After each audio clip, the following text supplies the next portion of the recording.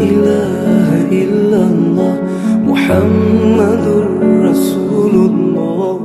Bismillahirrahmanirrahim. Assalamualaikum warahmatullahi wabarakatuh. Alhamdulillahi rabbil alamin. Wa bihi nasta'in ala umuri dunya waddin. Allahumma salli wa sallim ala Sayyidina Muhammadin Sayyidil Mursalin wa ala alihi wa sahbihi ajma'in wa la hawla wa la quwata illa billahil aliyyil azim. Subhanaka la ilma lana illa ma 'allamtana innaka antal alimul hakim. Nawayna ta'alluma wa ta'lim wa tadhakkura wa tadhkir wa nafa' wal intifa' wal ifada wal istifada wal hatha 'ala tamassuki bi kitabillah wa sunnati rasulih wa du'a ila al huda wa dalalata 'ala al khair ibtigha'a bi qurbihi wa majdihi minhu subhanahu wa ta'ala. Allahumma inna nas'aluka 'ilman nafi'an wa rizqan halalan thayyiban wa 'amalan mutaqabbala. Allahumma inna na'udzubika min 'ilmin la yanfa' wa min qalbin la yaghsha wa min 'amalin la yurfa' wa min du'a la yustajabu laha. Allahumma ghnina bil 'ilm wa zina bil hilm wa akrimna bit taqwa bi rahmatika ya arhamar rahimin. Alhamdulillah, segala puji dan syukur kita panjatkan kepada Allah Subhanahu wa taala. Kita dipertemukan kembali oleh Allah Subhanahu wa taala di Masjid Baitul Alam. Teringat saya setahun lalu atau beberapa bulan yang lalu di bulan Ramadan juga hadir di dalam masjid ini. Alhamdulillah, ini kesempatan kedua untuk bisa masuk ke dalam masjid ini. Mudah-mudahan Allah Subhanahu wa taala berkahi perkumpulan kita. Allah Subhanahu wa taala diberikan ganjaran kepada kita setiap langkah kaki kita, setiap roda yang berputar yang kita menuju daripada tempat kita untuk bisa datang ke masjid ini. Mudah-mudahan Allah Subhanahu wa taala memberikan keberkahan kepada kita semua, dirahmati oleh Allah Subhanahu wa taala kepada kita semua. Dan kita berharap kepada Allah Subhanahu wa taala ilmu-ilmu yang kita dengarkan pada hari ini insya-Allah menjadi ilmu yang bermanfaat, ilmu yang bisa kita banggakan nanti bersama di hadapan Allah Subhanahu wa taala. Dimintakan kepada saya oleh panitia, teman-teman komunitas Raisul Fata, yang mana untuk membahas sedikit kajian daripada kitab Bidayatul Hidayah yang dikarang oleh Hujjatul Islam Al-Imam Abu Hamid Muhammad bin Muhammad ibn Ahmad Al-Ghazali. Muhammad bin Ahmad Al-Ghazali. Seseorang soleh, seorang yang sangat dibanggakan khususnya bagi kita umat Islam. Hujjatul Islam, hujjahnya umat Islam, yang Al-Imam Al-Habib Abdullah bin Alawi ibn Muhammad Al-Haddad pernah menggambarkan tentang sosok Imam Al-Ghazali di dalam qasidah ainiyahnya. Beliau pernah mengatakan, wal hujjatul habrul ladzi baha bihi ahlun nubuwati khairun kullil musyafa'i. Al-Imam Al-Haddad mengatakan wal hujjah, seorang hujjah yaitu Imam Al-Ghazali. Kalau kita melihat dari segi sejarah ulama kita, banyak di antara mereka yang diberi gelar sebagai Syekhul Islam. Di antaranya Al-Imam Ibn Hajar Al-Asqalani, Al-Imam Ibn Hajar Al-Haytami, Al-Imam Ramli disebut juga Syekhul Islam, Al-Imam Yahya bin Sharaf An-Nawawi, Al-Imam Nawawi juga disebut Syekhul Islam. Bahkan Al-Imam Ibn Taymiyah juga diberi gelar Syekhul Islam. Banyak para ulama yang mendapatkan gelar Syekhul Islam. Namun tak ada di antara ulama-ulama yang lain yang mendapatkan gelar sebagaimana gelar yang diberikan oleh para ulama kepada Al-Imam Al-Ghazali, yaitu sebagai Hujjatul Islam. Seseorang yang dikatakan oleh para ulama menjadi mujaddid.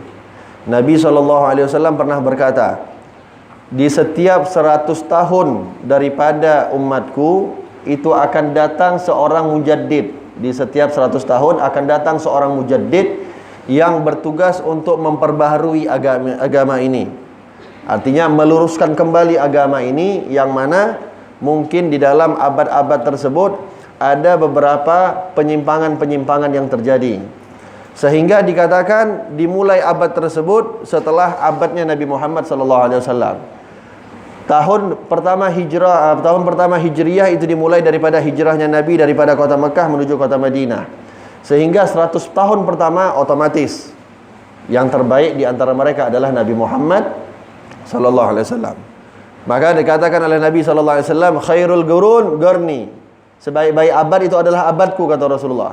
Thumma ma yalunahum, thumma ma yalunahum. Lalu abad yang setelahnya, dan abad yang setelahnya. Semakin mundur itu abad, maka semakin jauh daripada abad yang lebih terbaik dibandingkan abadnya yang lebih dekat dengan abadnya Nabi Muhammad SAW. Sehingga para ulama menggolongkan di abad pertama, yaitu abadnya Nabi SAW, tidak termasuk. Maka abad setelahnya adalah abad 100 tahun kedua. Maka dikatakan Al-Mujaddid Al-Islam di abad 100 tahun yang kedua adalah Al-Imam Umar Al-Khalifatul Mu'minin, Al-Imam Umar bin Abdul Aziz. Al-Imam Umar bin Abdul Aziz. Abad yang kedua, 200 tahun kedua, 100 tahun yang kedua, yaitu Al-Imam sebagai Mujaddid, Al-Imam madhab kita, Al-Imam Muhammad bin Idris Asy-Syafi'i. Itu yang kedua. Yang ketiga, 100 tahun yang ketiga, Al-Imam Abul Hasan Al-Asy'ari. Yang kita sebagai ahlu sunnah wal jamaah itu berlandaskan kepada 3 hal. Yang pertama, 4 madhab dari segi fikih. Imam Abu Hanifah, Imam Malik bin Anas, Imam Muhammad bin Idris Asy-Syafi'i, Imam Ahmad bin Muhammad Al-Hambali. Dari segi akidah kita berpegang teguh kepada Imam Abul Hasan Al-Asy'ari wa Imam Abu Mansur Al-Maturidi. Dan daripada segi tasawuf kita berpegang kepada jalannya Al-Imam Junaid ibn Muhammad Al-Baghdadi, dan juga tasawufnya Al-Imam yang kita bacakan kitabnya pada hari ini, Al-Imam Muhammad ibn Ahmad Al-Ghazali. Itu yang disebut ahlu sunnah wal jamaah. Sehingga kalaupun ada orang yang mengatakan, mendakwakan dirinya sebagai ahlu sunnah wal jamaah, tapi dia tidak ikut 3 hal ini, maka dia tak pantas disebut ahlu sunnah wal jamaah. Ingat 3 hal ini, 4 madhab dari segi fikih, Asy'ari dan Maturidi dari segi akidah, dan Al-Baghdadi dan Al-Ghazali dari segi tasawuf. Maka orang-orang yang mendakwakan dirinya sebagai golongan ahlu sunnah wal jamaah hanya sebagai pembenaran bagi diri mereka saja. Tetapi hakikatnya mereka tidak termasuk golongan ahlu sunnah wal jamaah sebagaimana yang dijalankan oleh para ulama-ulama kita terdahulu. Sehingga di tahun ketiga, di abad ketiga, Al-Imam Abul Hasan Al-Asy'ari. Di tahun keempat, di abad yang keempat, di 100 tahun yang keempat, Al-Imam Abu Bakar Al-Baqillani. Al-Imam Abu Bakar Al-Baqillani. Dan dikatakan oleh para ulama di abad yang kelima atau di 100 tahun yang kelima, maka sebagai mujaddid adalah kitabnya yang kita baca, Al-Imam Abu Hamid Al-Imam Muhammad Al-Ghazali sebagai mujaddid.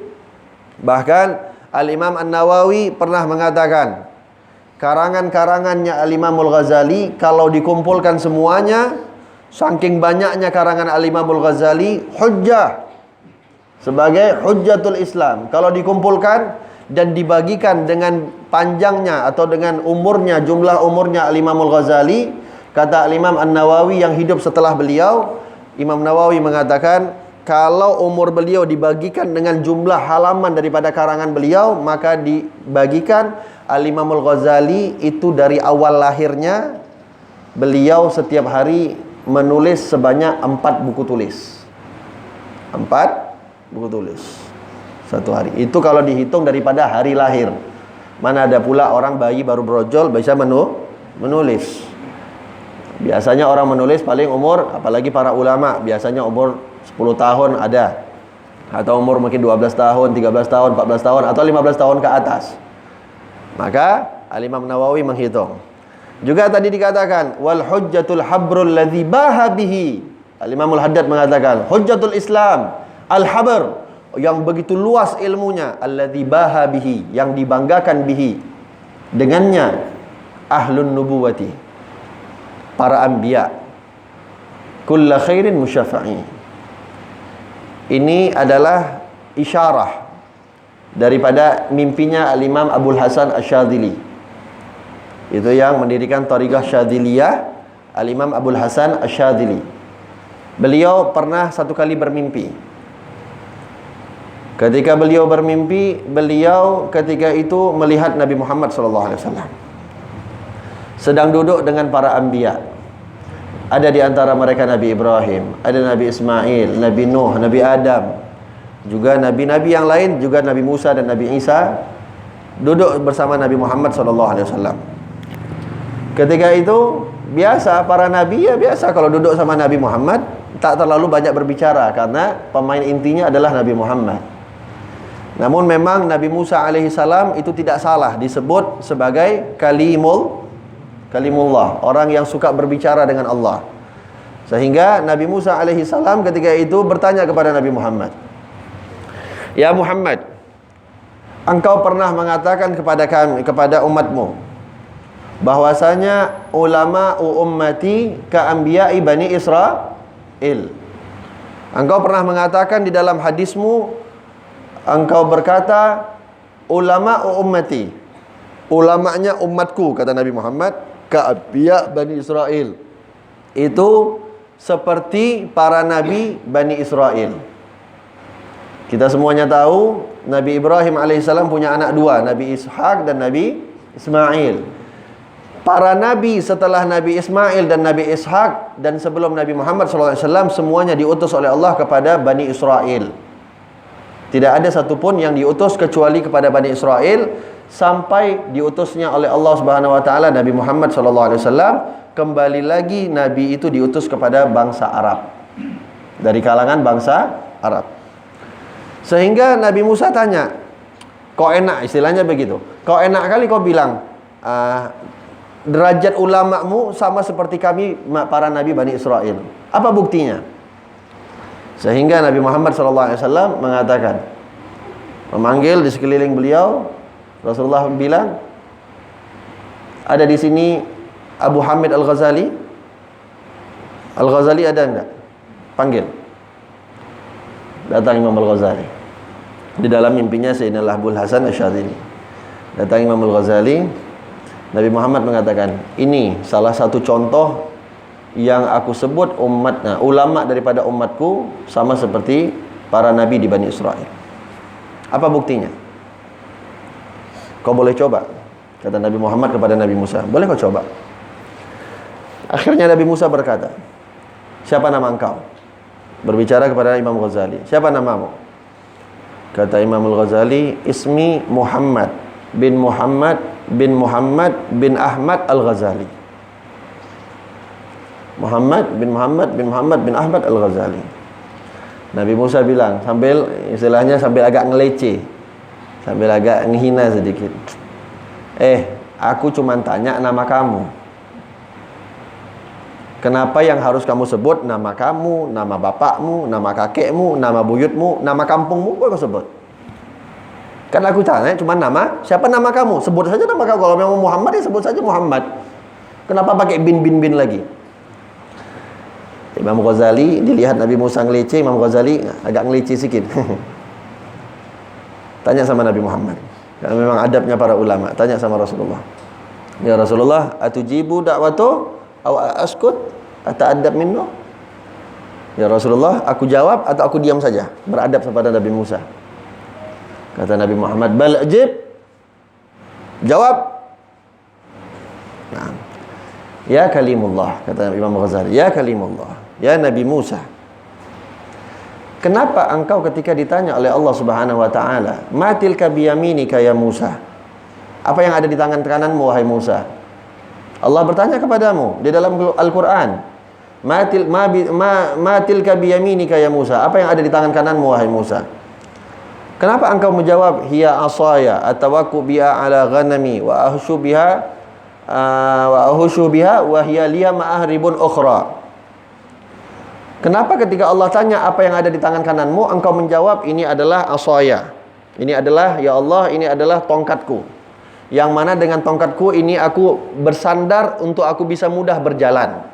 Yang mana dengan tongkatku ini aku juga gunakan untuk bisa aku mengarahkan binatang-binatang gembalaku. Dan aku juga gunakan tongkat ini untuk keperluan-keperluan yang lain. Nabi Musa, Allah tanya apa yang ada di tangan kananmu, kenapa panjang kali jawabnya? Kenapa enggak bilang itu adalah tongkat saja, kan selesai? Kata Nabi Musa alaihissalam, enggak langsung berbicara kepada Imam Ghazali, berbicara kepada Rasulullah. Sodaqta ya Rasulullah, engkau benar ya Rasulullah. Ulama'u ummatak, ulamanya umatmu itu sama seperti kami Bani Israel, para anbiya Bani Israel. Hadza Imamul Ghazali yang dibanggakan di hadapannya para nabi oleh baginda Nabi Muhammad sallallahu alaihi wasallam. Maka sampai dikatakan karangan beliau itu luar biasa. Beliau ini bukan hanya daripada segi terkenal daripada segi tasawufnya, akan tetapi beliau ini ahli fikih, bahkan pembesar daripada ulama fikih Imam Syafi'i. Beliau ini bermadzhabkan Imam Syafi'i. Lihat bagaimana para ulama sebesar beliau saja masih mau bermadhab dengan madhab Imam Syafi'i. Ada pula orang akhir zaman bilang nggak pakai perlu madhab, langsung sama Nabi Muhammad, sama Rasulullah, Al-Quran dan hadis. Seakan-akan dia lebih hebat dibandingkan Imam Ghazali. La haula wala quwata illa billah. Dikumpulkan semua kepala otak kita, tidak akan menyamai satu, mungkin sebatas kukunya ilmu Al-Imamul Ghazali. Alim luar biasa di dalam kitab fikih, dalam bidang fikih beliau alim. Di dalam kitab usul beliau alim. Bahkan kitab-kitab beliau Al-Hajiz, Al-Wajiz, Al-Wasit, Al-Basit, itu dikatakan menjadi rujukan bagi orang-orang yang menuntut ilmu usul fikih. Dari segi fikihnya juga beliau kuasai. Namun memang beliau lebih terkenal daripada ilmu tasawufnya, karena beliau punya karangan satu, yang pertama Bidayatul Hidayah. Bidayatul Hidayah ini yang kita akan baca adalah karangan beliau yang dianjurkan bagi kita semua orang-orang yang menjadi pemula di dalam mempelajari ilmu tasawuf.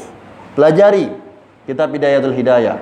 Kalau sudah menguasai kitab Bidayatul Hidayah, maka antum bisa naik lagi ke dalam kitab Imamul Ghazali yang masih dalam keadaan bab tasawuf, yaitu Minhajul Abidin. Minhajul Abidin karangan Al-Imamul Ghazali juga. Itu bagi para penengah di dalam ilmu tasawuf. Dan yang paling tinggi adalah kitab Ihya Ulumuddin, yang mana Al-Imam An-Nawawi pernah mengatakan kadu Ihya kal Quran. Ihya itu hampir mirip dengan Al-Quran. Hampir mirip dengan Al-Quran. Maksudnya apa hampir mirip dengan Al-Quran? Karena isinya di dalam kitab Ihya itu hampir seluruh ayat suci Al-Quran masuk ke dalam kitab Ihya.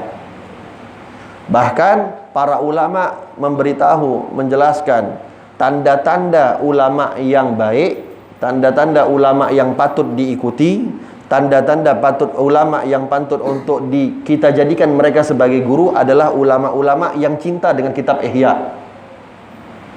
Dan sebaliknya, ulama ulama yang buruk, tanda-tandanya salah satunya adalah kalau mereka tidak suka dengan kitab Ihya.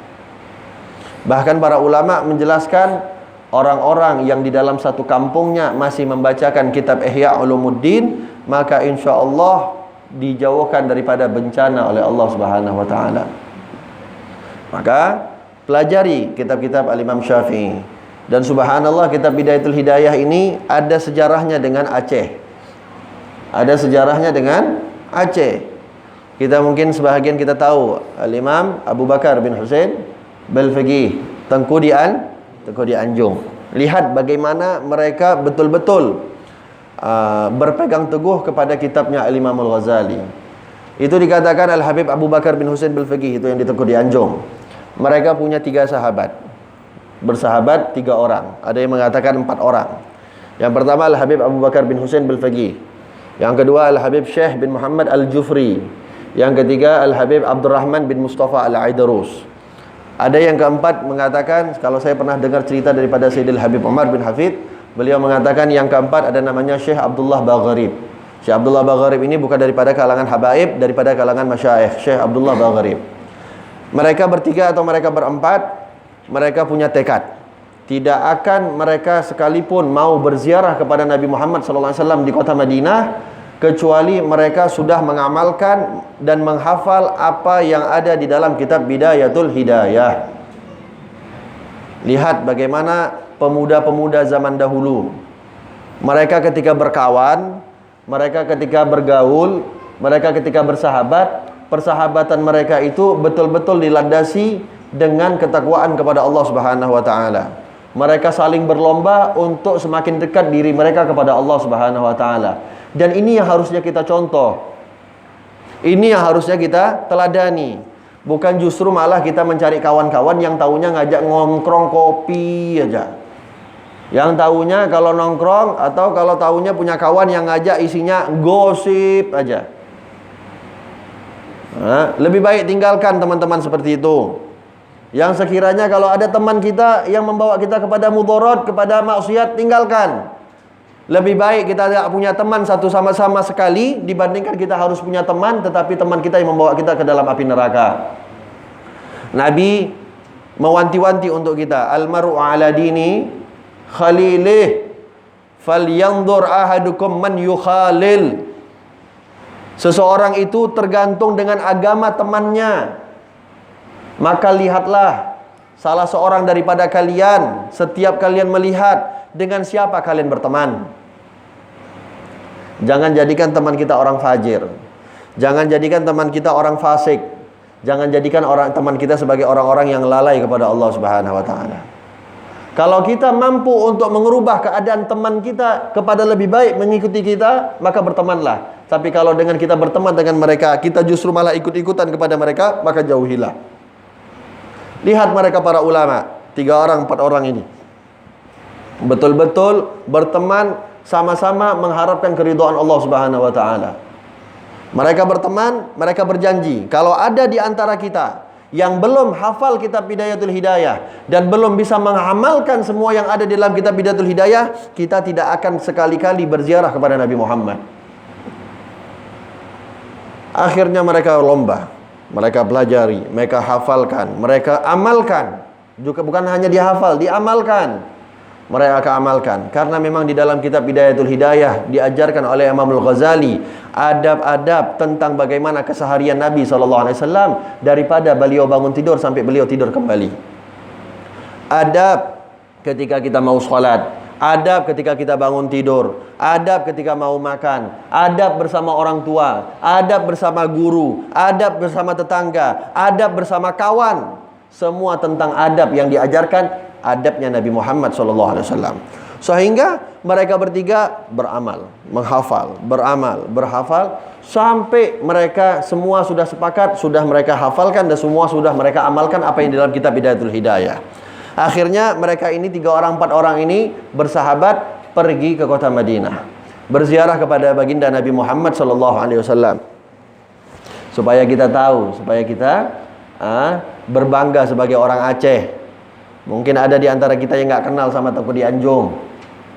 Oh ya Allah, rugi orang yang nggak kenal sama Tengku di Anjung. Ini orang mulia. Sempatkan waktu kita. Kalau bisa jangan sampai dalam 1 bulan kita nggak pernah ziarah kepada beliau. Ambil waktu kita walaupun sedikit untuk berziarah kepada beliau. Dikatakan ketika mereka hijrah ke kota Nabi, ketika mereka ziarah kepada kota Nabi, ziarah ke makam Masjid Nabawi, di dalamnya ada Nabi Muhammad SAW. Mereka berziarah, ucapkan salam sama Nabi. Ketika mereka ucapkan salam, subhanallah, Nabi Muhammad SAW keluar menjumpai mereka dalam keadaan terjaga, bukan dalam keadaan mimpi. Apakah ini khurafat? Apakah ini takhayul? Tidak. Nabi SAW pernah berkata di dalam hadis, man ra'ani fil manam fasayarani yaqadhah. Barang siapa yang melihat aku di dalam mimpinya, maka dia akan pasti melihat aku secara terjaga. Itu pasti, kata Nabi. Nabi SAW kalau berbicara bukan pakai hawa nafsu, tapi semuanya adalah wahyu daripada Allah. Ma yantiqu 'anil hawa in huwa illa wahyun yuha. Kata para ulama, seminimal-minimalnya orang yang pernah mimpi sama Nabi Muhammad SAW, walaupun ketika hidupnya dia tidak pernah melihat Nabi secara terjaga, tapi yakinlah ketika dia dalam keadaan sakaratul maut, di akhir hayatnya dia akan didatangi oleh Nabi Muhammad. Beruntung bagi orang-orang yang pernah bermimpikan kepada Nabi Muhammad SAW. Maka usahakan muliakan mata kita bisa melihat Nabi Muhammad sallallahu alaihi wasallam. Masa mimpinya artis Korea terus? Masa mimpinya para pemain bola terus?